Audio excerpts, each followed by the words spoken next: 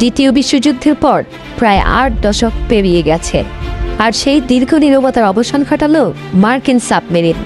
ভারত মহাসাগরে শ্রীলঙ্কার কাছাকাছি গভীর সমুদ্রে হঠাৎ ছুটে আসে টর্পেডো। লক্ষ্য ইরানের যুদ্ধজাহাজ IRIS ড্যানা। কয়েক সেকেন্ডের মধ্যে ভয়ঙ্কর বিস্ফোরণ, জাহাজের পেছনের অংশে আঘাত, আর মুহূর্তেই সমুদ্র যেন গিলে ফেলতে শুরু করে বিশাল ইরানের যুদ্ধজাহাজকে। জানা গেছে মার্কিন সাবমেরিন থেকে ছোড়া আধুনিক মার্ক 48 টর্পেডো জাহাজটির নিচে গিয়ে বিস্ফোরিত হয়, যা এমন এক কৌশল যা পুরো কাঠামোকে মাঝখান থেকে ভেঙে দিতে পারে। প্রায় 180 নাবিকের সেই জাহাজ মুহূর্তেই 2 ভাগ হয়ে ডুবে যায় উত্তাল সাগরে। শ্রীলঙ্কার উদ্ধারকারীরা কয়েকজনকে জীবিত উদ্ধার করলেও অনেকেই এখনো নিখোঁজ।